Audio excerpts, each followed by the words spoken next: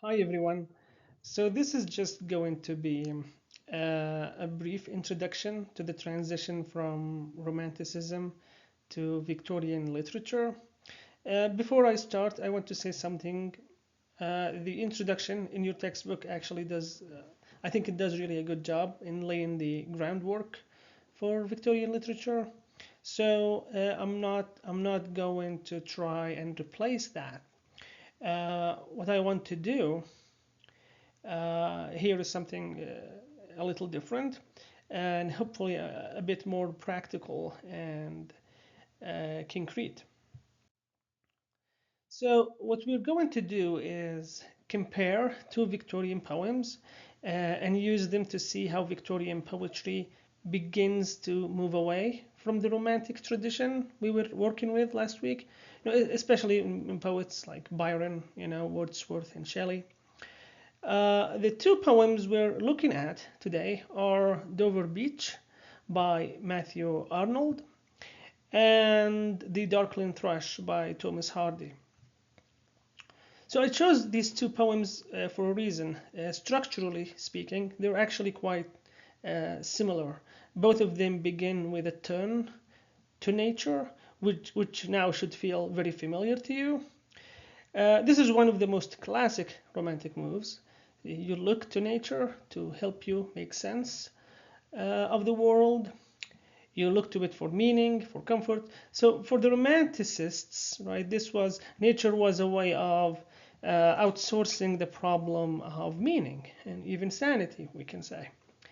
And so what's interesting is that these Victorian poems, the two poems we're going to discuss today, start with that exact same gesture.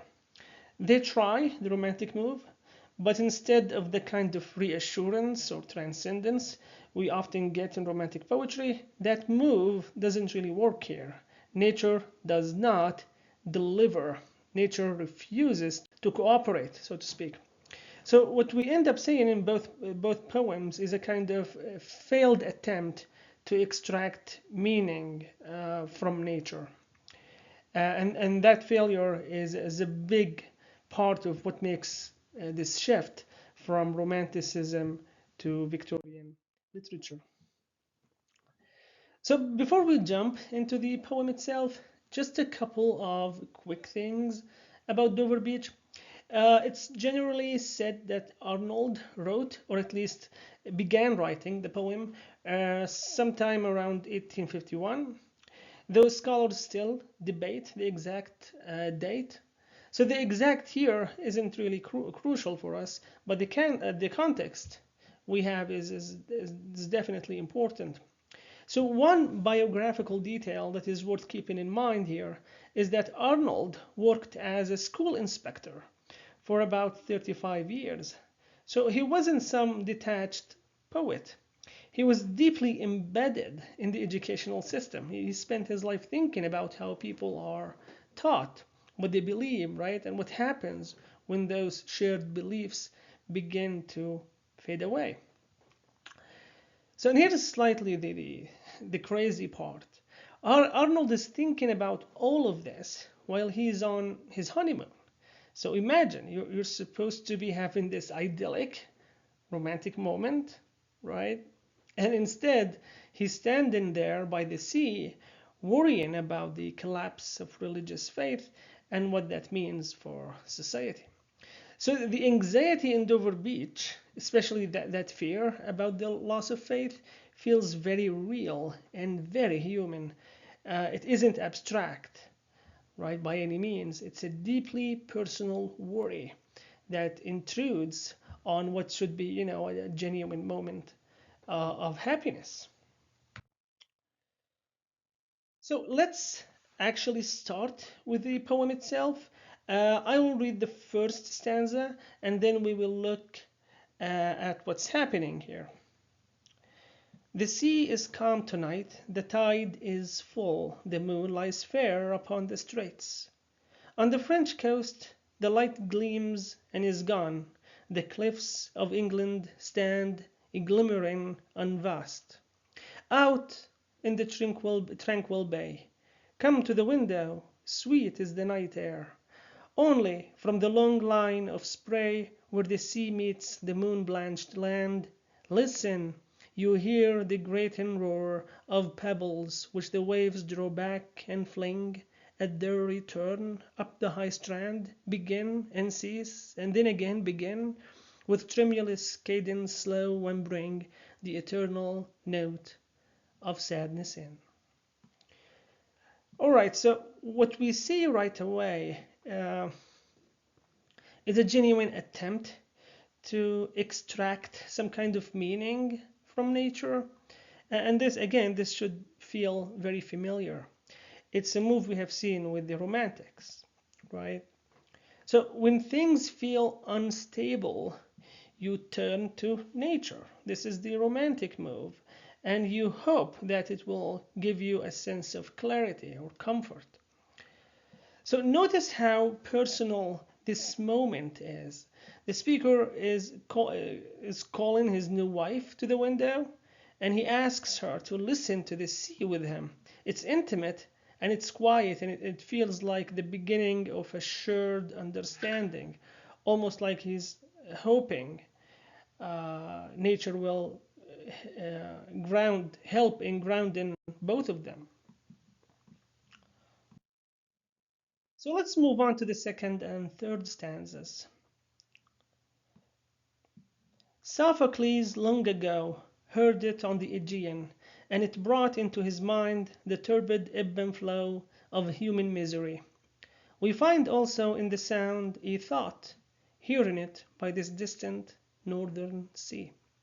The sea of faith was once too at the full, and round earth's shore lay like the folds of a bright girdle furled, but now I only hear its melancholy, long withdrawing roar, retreating to the breath of the night wind down the vast edges, drear and naked shingles of the world. So what's interesting here is where the poem suddenly goes. Instead of staying in that calm, romantic moment, Arnold is bringing up Sophocles, a Greek tragedian. So that's not exactly a romantic gesture, right? We're no longer in a peaceful nature scene. We're suddenly thinking about ancient tragedy. And then he shifts into this lament about what he calls the sea of faith, which he tells us no longer surrounds the world the way it once did.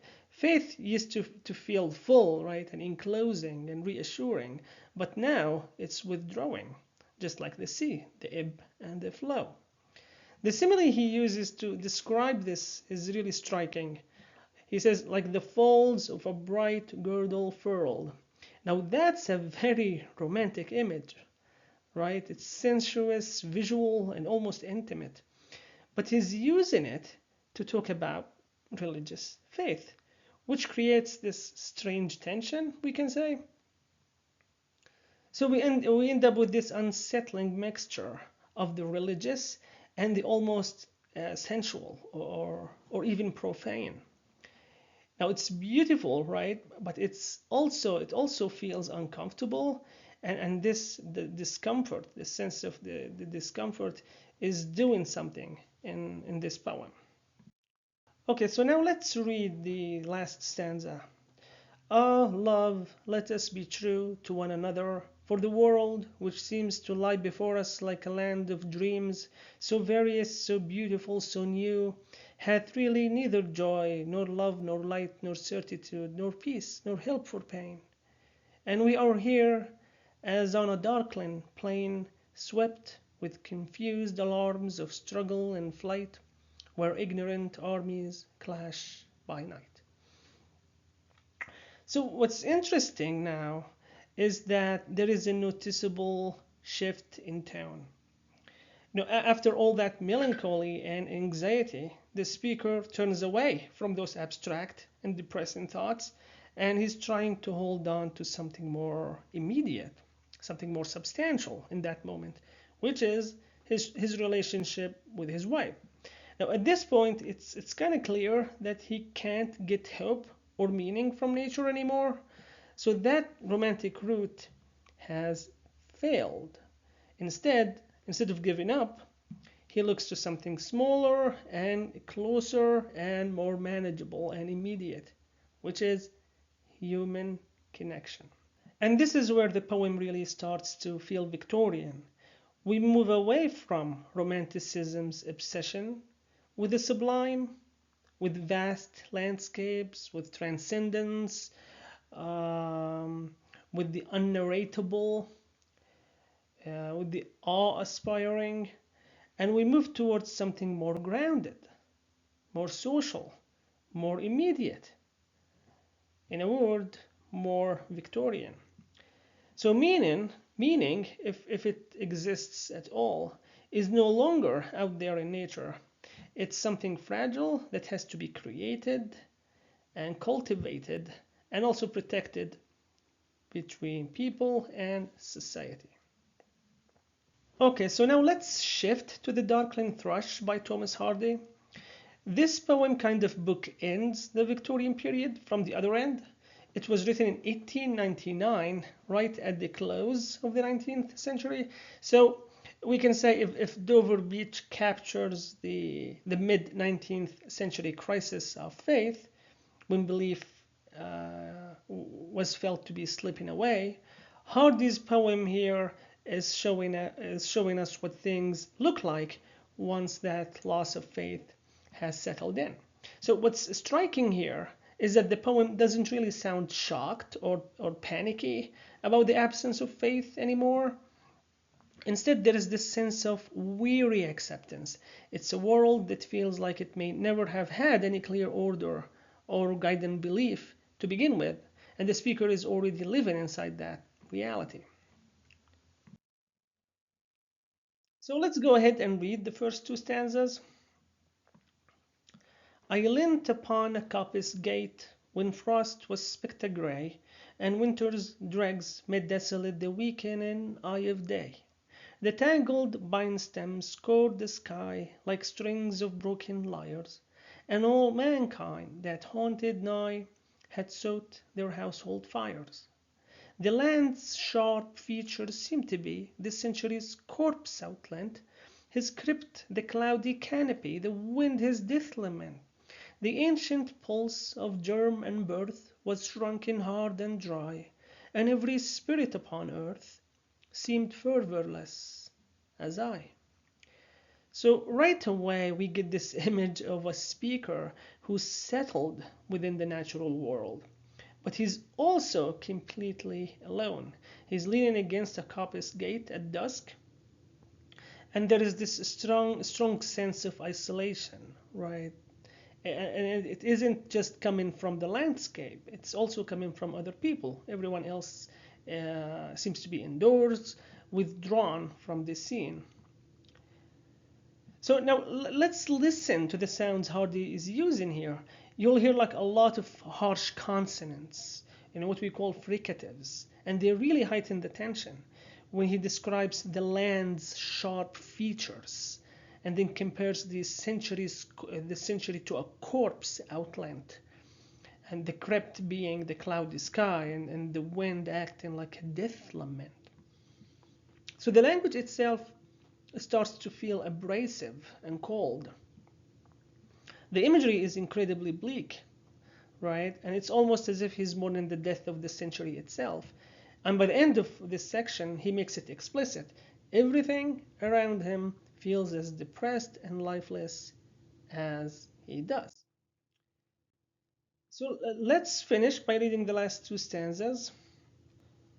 At once a voice arose among the bleak twigs overhead, in a full-hearted evensong of joy illimited. An aged thrush, frail, gaunt, and small, in a blast-beruffled plume, had chosen thus to fling his soul upon the growing gloom. So little cause for carolings of such ecstatic sound was written unto terrestrial things afar or nigh around, that I could think there trembled through his happy good-night air some blessed hope, whereof he knew, and I was unaware. So like Dover Beach, this poem also ends with a kind of departure. In Dover Beach, the turn was to the wife, a move toward, human connection. Here, it comes from the thrush, the Darkling Thrush. And what's interesting is that the thrush seems to carry a trace of that old romantic feeling. Um, the idea of the sublime, something vast and overwhelming and kind of unfathomable, right? Unnarratable. And for a brief moment, the speaker gets a glimpse of this feeling, of the sublime. But the key difference here is this: he can't really access it anymore, right? He hears the song, but he can't decode it, so to speak. The thrush seems to know something, a blessed hope, but the speaker himself can't recognize it or share in it. As he says, right? It's a hope whereof he knew, and I was unaware. So unlike the Romantics, or even unlike the speaker in Arnold's Dover Beach, meaning doesn't quite arrive here. It hovers, just out of reach. Right? We have a hint of a meaningful natural world. Okay, so to wrap things up, we can say that Victorian literature marks a clear break from Romanticism. What happens is that the sublime fog, the one we see in this picture, the sense of the sublime, the transcendence, meaning, the fog lifts, and what's left behind, are the much harsher realities of the 19th century. And as you can see in the picture, these realities include industrialization, social struggle, urbanization. And instead of escaping into the sublime, Victorian writers are forced to look directly at the world as it is and to ask what meaning, if any, can still be made or can still be extracted. So yeah, this is just a brief introduction into the shift from Romanticism to Victorian literature. Feel free to email us with any questions, and I will see you next time. Bye.